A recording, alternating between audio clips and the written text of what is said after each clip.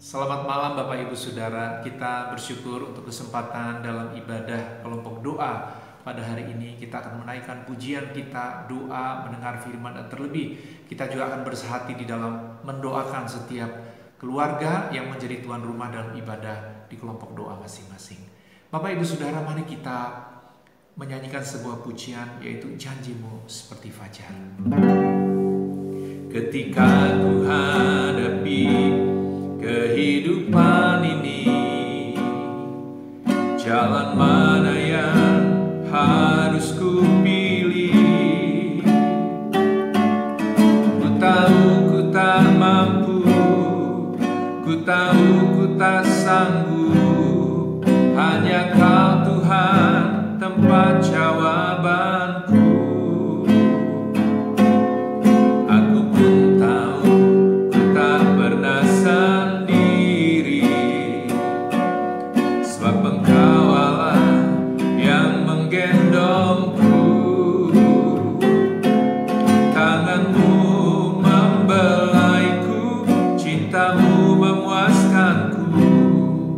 Kau mengangkatku ke tempat yang tinggi. Janjimu seperti fajar pagi hari, yang tiada pernah terlambat bersinar. Cintamu seperti sungai yang mengalir, dan ku tahu betapa dalam kasih-Mu.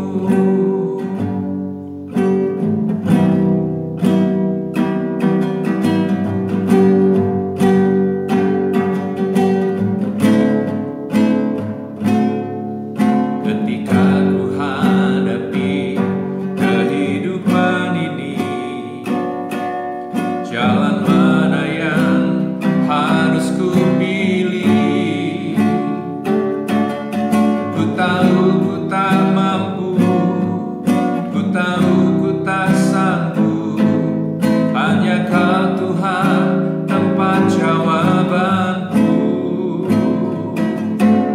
Aku pun tahu ku tak pernah sendiri, sebab Engkau Allah yang menggendongku.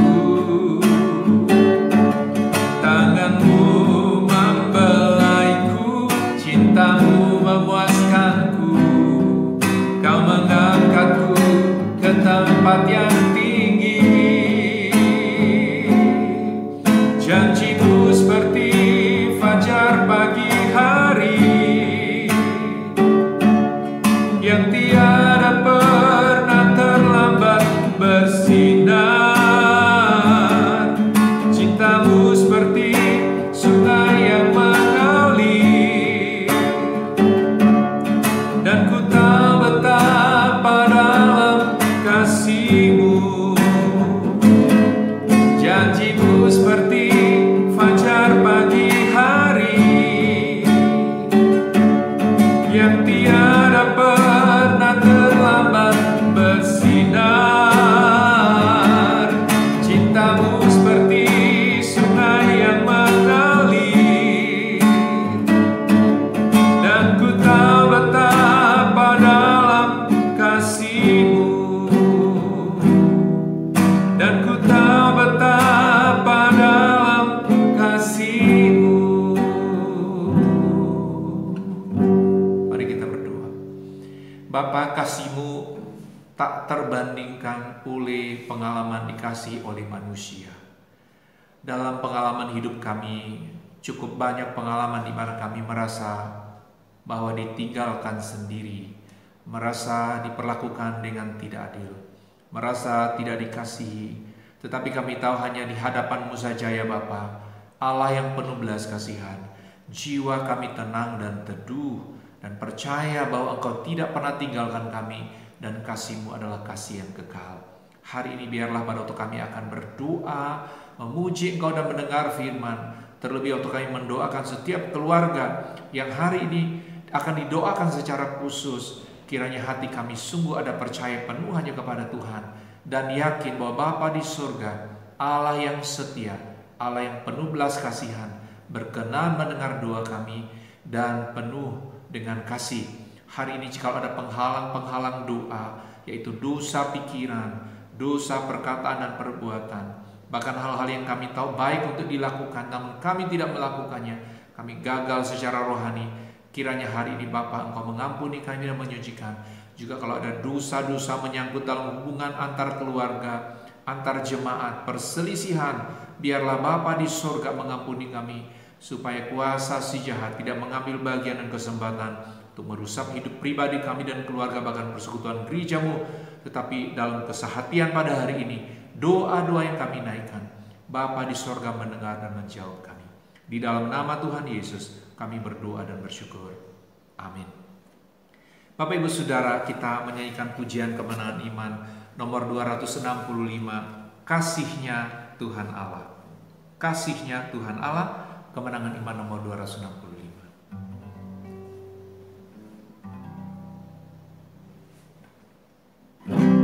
Kasih-Nya tak terduga dan tak dapat dituliskan, tertinggilah dari bintang sehingga pun ke dunia akan menarik hatinya.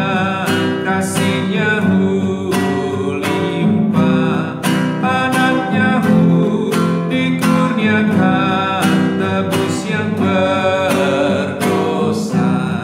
Kasih-Nya tak terduga, betapa kayanya, tetapi nyanyikan malam dan saleh-salehnya. Dan bila zaman lalulah, harta dunia hancur lebur, dan yang tak mau berdoalah minta gunung menimpanya. Tetap teguh kasih-Nya sungguh tak terduga, anugerah-Mu yang tebuskan tetap hidung saleh. Kasih-Nya tak terduga, betapa kayanya, tetap dinyanyikan malam dan saleh-salehnya. Saudara, kita akan mendengarkan firman Tuhan. Mari kita nyanyikan sebuah pujian, Jalan Tuhan. Lagu ini mengatakan, ada waktu di hidupku pencobaan berat menekan, aku berseru, mengapa ya Tuhan, nyatakan kehendak-Mu. Ada waktu di hidupku pencobaan berat menekan, aku berseru, mengapa ya Tuhan, nyatakan kehendak-Mu. Jalan Tuhan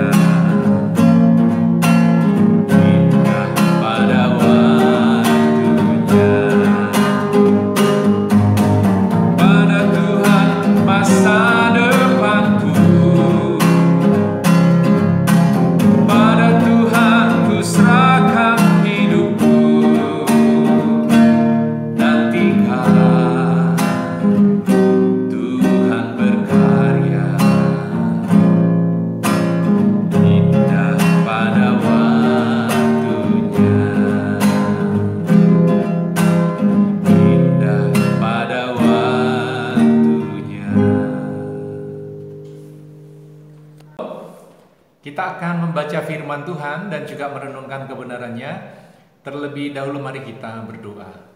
Bapa kami di surga, kami sangat bersyukur untuk waktu membaca dan merenungkan firman Tuhan. Pimpinlah kami supaya apa yang kami baca hari ini dapat kami mengerti dan juga kami dapat melakukannya di dalam kehidupan. Terima kasih Tuhan Yesus. Di dalam nama-Mu kami berdoa dan bersyukur. Amin.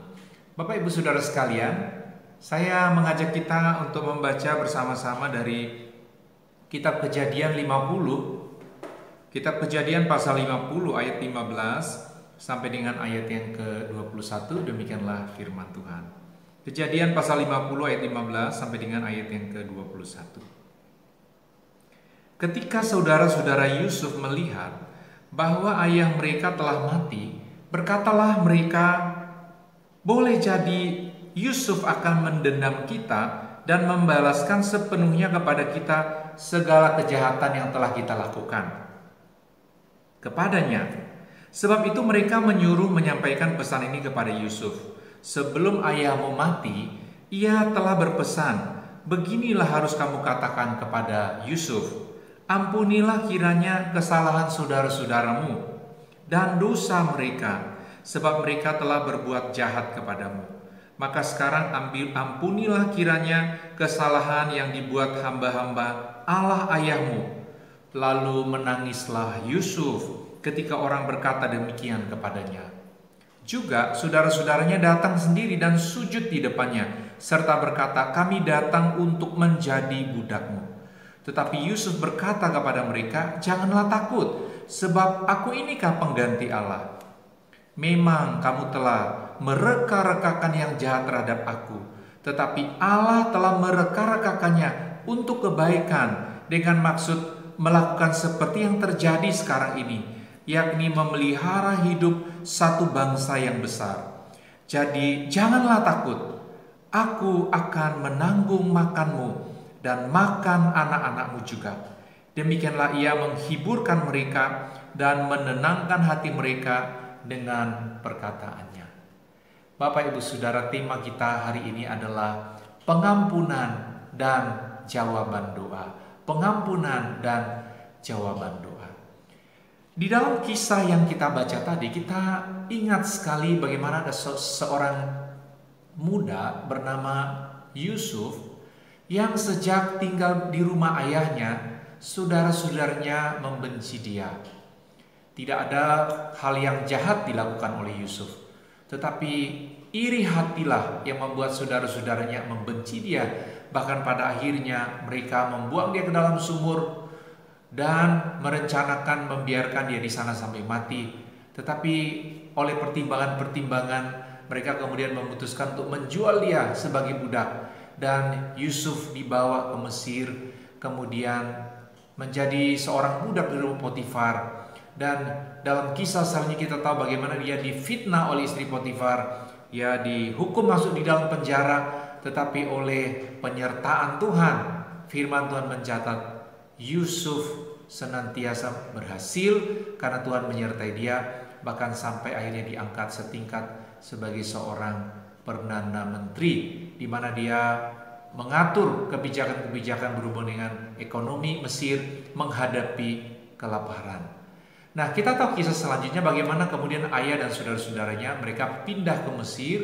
Kemudian akhirnya ayahnya yaitu Pak Yakub meninggal di Mesir, tinggallah saudara-saudaranya. Dan teks yang kita baca tadi dalam kitab Kejadian pasal 50 ayat 15 sampai dengan 21. Setelah ayahnya meninggal, maka saudara-saudara Yusuf berpikir, wah, mungkin Yusuf akan membalas dendam. Dia sudah terlalu banyak kita sakiti. Dia sudah terlalu banyak menderita akibat perbuatan kita. Kan itu dalam ketakutan mereka datang mengutus orang kepada Yusuf dan menyampaikan perkataan-perkataan yang tadi. Tetapi kita melihat bagaimana Yusuf kemudian mengambil tindakan yang benar. Dia berkata di dalam ayat yang ke-19, "Tetapi Yusuf berkata kepada mereka, janganlah takut, sebab aku inikah pengganti Allah." Bapak Ibu Saudara, di sini kita melihat Yusuf menyadari bahwa yang berhak untuk menghukum adalah Tuhan, bukan dia sebagai manusia. Tetapi kalau dia ingin membalas dendam, kalau dia kemudian dengan kebencian dan membalas sakit hatinya selama ini, maka sama saya Yusuf berkata, dia mengambil bagian Tuhan. Kita tahu orang seperti Yusuf memiliki hati yang sangat lembut. Bukan dia tidak pernah tersinggung, bukan dia tidak sakit hati, bukan dia tidak kecewa. Pastilah pada waktu dia dibuang di dalam sumur, dijual sebagai budak, pikiran-pikirannya pasti akan begitu sulit untuk dapat mengampuni saudara-saudaranya. Tetapi kita tahu ketika di akhir peristiwa ini Tuhan menyatakan sesuatu yang hebat melalui hidupnya, maka kita tahu dia dapat mengampuni saudara-saudaranya karena dia berkata bahwa dia bukan pengganti Allah. Bapak, Ibu, Saudara sekalian, kita tahu pada waktu kita berdoa, Tuhan meminta kita untuk senantiasa mengampuni. Yesus sudah mengatakan kepada kita di dalam Injil Matius pasal yang ke-6. Injil Matius pasal yang ke-6.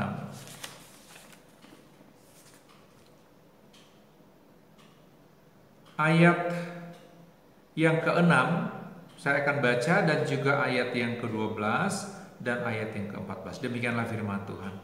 Tetapi jika engkau berdoa, masuklah ke dalam kamarmu, tutuplah pintu dan berdoalah kepada Bapamu yang ada di tempat tersembunyi. Maka Bapamu yang melihat yang tersembunyi akan membalasnya kepadamu.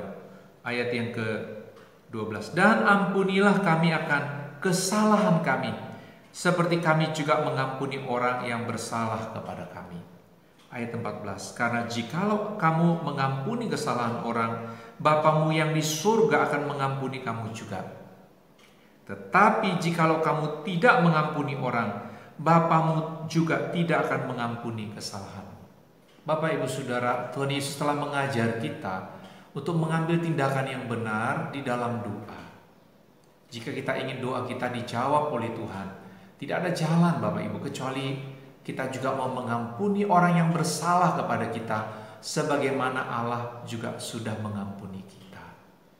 Sehingga meskipun kita merasa sangat tersakiti, kita merasa layak untuk membalas dendam, kita merasa ini sudah waktunya kita untuk ganti mata, gigi ganti gigi, kita akan membalas kebencian selama ini.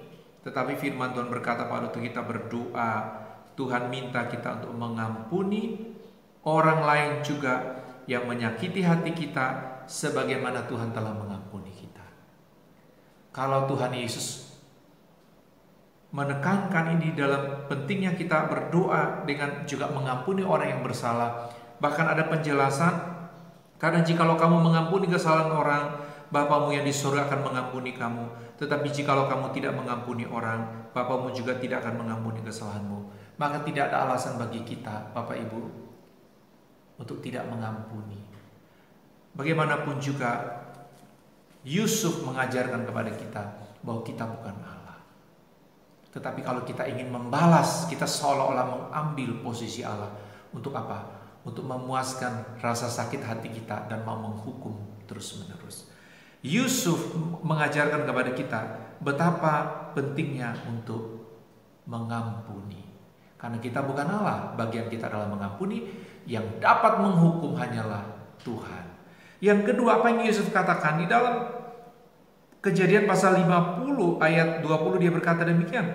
Memang kamu telah mereka-rekakan yang jahat terhadap aku, tetapi Allah telah mereka-rekakannya untuk kebaikan, dengan maksud melakukan seperti yang terjadi sekarang ini, yakni memelihara hidup satu bangsa yang besar. Di sini juga Yusuf menyatakan satu kebenaran, bahwa sesungguhnya tidak ada sesuatu pun yang dapat orang lakukan untuk menghancurkan hidup kita, kecuali kita setuju dan membiarkan diri kita dikuasai oleh kebencian untuk membalas dendam. Di situ kita akan semakin hancur. Karena Yusuf berkata, memang betul ada kejahatan, kamu mereka-rekakan, kamu merancang, kamu melakukan yang jahat terhadap aku. Tetapi Allah kemudian mereka-rekakannya, mengaturnya kembali menjadi sesuatu yang baik untuk kepentingan bangsa. Jadi Yusuf melihat bahwa penderitaan yang dialaminya tidak bisa menggagalkan rancangan Tuhan. Justru atas izin Tuhan, ketika ia sampai dibuang di dalam sumur, dijual sebagai budak, tetapi Allah mengatur kembali supaya rancangan Allah tergenapi dan suatu bangsa terpelihara di masa kelaparan, di mana mereka bisa pindah ke Mesir oleh karena Yusuf menjadi penguasa di sana. Jadi Bapak Ibu Saudara, di saat hati kita sedemikian marah, kita ingin membalas dendam, kita merasa orang itu telah menggagalkan rencana saya yang baik, orang ini menghambat kemajuan karir saya, orang ini kita anggap sebagai pembawa kerugian dan malapetaka. Tetapi sepanjang bukan terjadi karena kesalahan kita, bukan karena kita yang minta-minta, bukan akibat dosa dan pelanggaran kita harus bisa seperti Yusuf berkata, memang kamu bisa merencanakan yang jahat, tetapi Allahku merekam, Allahku mengaturnya kembali untuk kebaikan bagi diriku, bagi pekerjaannya. Karena itu kalau kita ada kesusahan menyangkut hubungan yang rusak hari-hari ini, mari sekali lagi kita harus yakin tidak ada rancangan manusia yang dapat menghancurkan rancangan Allah yang besar. Mungkin detail hidup kita jika rasa terganggu tidak berjalan seperti harapan-harapan kita, tetapi sekali lagi rancangan Allah yang kekal atas hidup pribadi kita dan keluarga kita yang mau hidup di dalam kebenaran, tidak bisa dirusak, tidak bisa dikurangi oleh siapapun. Karena itu waktu kita mengalami sesuatu yang sulit dalam hubungan kita dengan sesama, kita jangan menyimpan kepahitan, kemarahan, dan merencanakan terus membalas dendam. Tetapi yang kita lakukan adalah kita percaya bahwa di akhir semuanya Allah melakukan sesuatu yang baik bagi kemuliaannya dan bagi kita sekalian. Roma 8 ayat 28, kita sering kali mengingat ayat ini bahwa Allah itu bekerja dalam segala sesuatu untuk mendatangkan kebaikan bagi mereka yang mengasihi Dia. Siapa itu? Saya dan saudara. Keyakinan kita akan Allah membuat kita bisa mengampuni.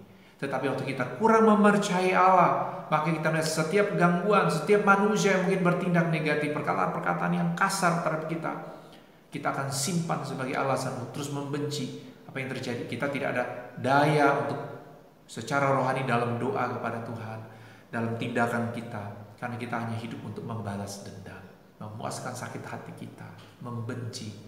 Pada akhirnya membawa apa? Kerugian besar bagi diri kita sendiri dan pencapaian yang Tuhan rancang untuk kita, bahkan melewati situasi itu yang sulit tidak tergenapi. Kenapa? Karena kita mau ikut jalan kita sendiri.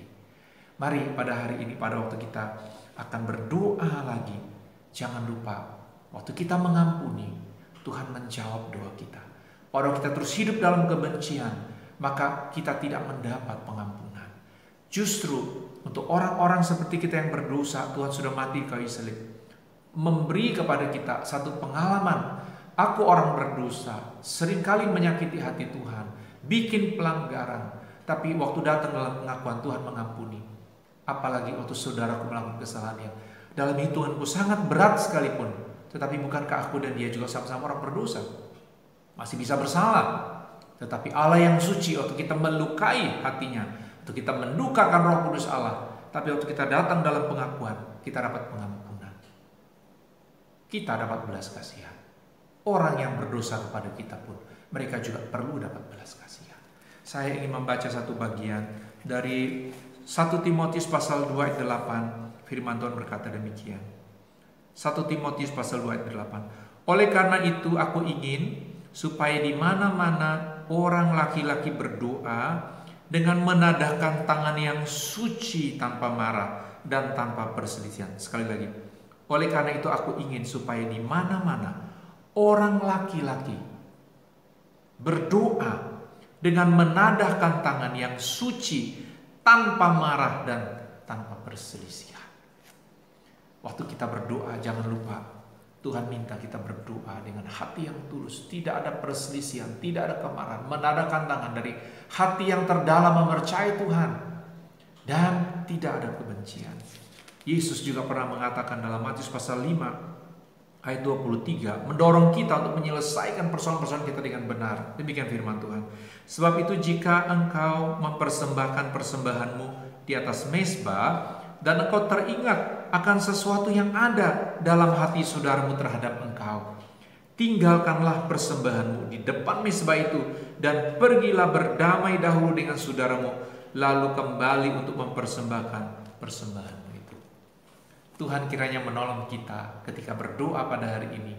Kita berdoa tanpa perselisihan, tanpa marah, berharap kepada Tuhan dan percaya bahwa tidak ada rancangan yang gagal oleh tindakan manusia, perkataan yang paling buruk terhadap kita sekalipun, mungkin fitnah, mungkin kabar-kabar yang buruk disampaikan oleh orang lain, serangan-serangan secara langsung mungkin untuk menggagalkan yang kita anggap rancangan istimewa daripada kita. Tapi jangan lupa, kalau kita percaya Allah, nomor satu, kita tidak mengambil bagian Tuhan menghukum manusia. Yang kedua, kita yakin bahwa Allah turut bekerja dalam segala sesuatu. Ia dapat merancangnya kembali menjadi baik bagi diri kita, bahkan bagi kepentingan banyak orang dan bagi pekerjaan Tuhan. Mari kita berdoa. Bapa, ajarlah kami untuk dapat mengampuni. Kami sadar seringkali kebencian, sakit hati, kesal, dongkol, kemarahan di tengah keluarga, dalam hubungan dengan rekan usaha, di tengah-tengah masyarakat secara umum, bahkan orang-orang yang mungkin sebenarnya saling mengasihi. Ajarlah kami Bapa untuk tidak melakukan rancangan-rancangan yang jahat, membalas kejahatan-kejahatan, apalagi merencanakan untuk menyerang, merusak hidup orang lain, dan atau merasa bahwa kami bisa mengambil bagian Tuhan untuk menghukum. Berilah hati yang tulus ketika kebencian muncul, biar Roh yang Kudus menyadarkan kami untuk bersedia lagi mengampuni. Masih kami ingat peristiwanya, kami ingat kata-katanya, kami ingat ekspresi orangnya, tetapi kami belajar untuk tidak terus melempar kesalahan dan merencanakan hal-hal yang jahat. Justru seperti Yusuf pada akhirnya, ia melakukan yang baik bagi keluarganya, bagi bangsanya, dan kami tahu untuk menggenapi rencana-Mu. Terima kasih Bapa, di dalam nama Tuhan Yesus kami sudah berdoa dan bersyukur. Amin. Bapak Ibu Saudara, kita sudah mendengarkan firman. Marilah kita melakukan kebenaran itu dalam kehidupan dengan senantiasa percaya bahwa Allah berkenan mendengar doa kita, tetapi Ia minta untuk kita dapat mengampuni orang yang bersalah kepada kita. Dan seberat apapun tekanan yang kita alami oleh karena sakit hati, rasa dongkol, kekecewaan atas hubungan-hubungan yang rusak, tetapi sekali lagi Tuhan minta kita yang sudah dapat belas kasihan, kita mau mengampuni. Mengapa? Karena kita adalah orang yang sudah diampuni. Ada damai di dalam hati kita oleh karena kita tahu dosa-dosa kita telah diampuni dan surga Tuhan sudah jamin. Sebagai tanda syukur oleh karena kita telah diselamatkan oleh Tuhan dan telah mendengar kebenaran firman, mari kita menyanyi pujian kemenangan iman nomor 165 dan kita memberi persembahan kita. Kemenangan iman nomor 165, ada damai dalam jiwaku. Ada damai dalam jiwaku, sungguh bagus dan senang. Dari damai dunia sepenuh, ku telah diselamatkan. Ada damai, pujilah Tuhan. Ada damai dalam jiwaku, waktu darah Yesus telah menyucikan. Ada damai tetap sungguh. Ada lagu dalam jiwaku, merdu sekali dan gemar. Karena Yesus memang Rajaku, kekasihku benar. Ada damai, pujilah Tuhan.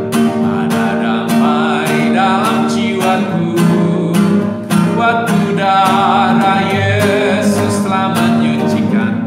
Ada damai tetap sungguh. Ada berkat dalam jiwaku, dengan harap dan iman. Tuhan Roh bertambah sepenuh, berkenankan Tuhan. Ada damai, pujilah Tuhan. Ada damai dalam jiwaku, waktu darah Yesus telah menyucikan. Ada damai tetap sungguh. Bapak Ibu, mari kita berdoa.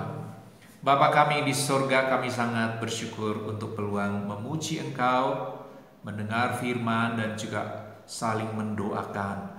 Hari-hari ini pastilah ada pengalaman secara pribadi dan keluarga, di mana ada hubungan yang rusak, ada perkataan-perkataan yang tidak membangun yang kami dengar, atau bahkan mungkin kami sendirilah yang melakukan terhadap orang lain. Tetapi firman-Mu telah mendorong kami untuk dapat mengampuni, memaafkan, dan memulai satu hubungan yang baru lagi, dan tidak hidup hanya di dalam sakit hati, kemarahan, dan rasa dongkol. Ajar kami untuk percaya bahwa Bapa di surga yang penuh belas kasihan. Pada waktu kami datang mengakui dosa kami, Tuhan mengampuni kami. Tetapi Bapa yang sama minta kami untuk saling mengampuni. Bapa, saya berdoa jikalau di antara jemaat-Mu, baik pribadi, keluarga, antar keluarga, bahkan dalam hidup di tengah masyarakat, ada masalah-masalah hubungan yang rusak. Dan jikalau itu di dalam bagian kami untuk dapat menyelesaikannya, berilah keberanian untuk dapat mengampuni. Tetapi jikalau kami bersalah, datang dan mengakui kesalahan kami, dan bersedia untuk menerima secara konsekuensi apa yang harus kami hadapi di saat kami melakukan pelanggaran. Bahkan mungkin jika pelanggaran secara hukum, pelanggaran secara sosial, untuk kami bertanggung jawab penuh atasnya dan tidak lari dari masalah-masalah.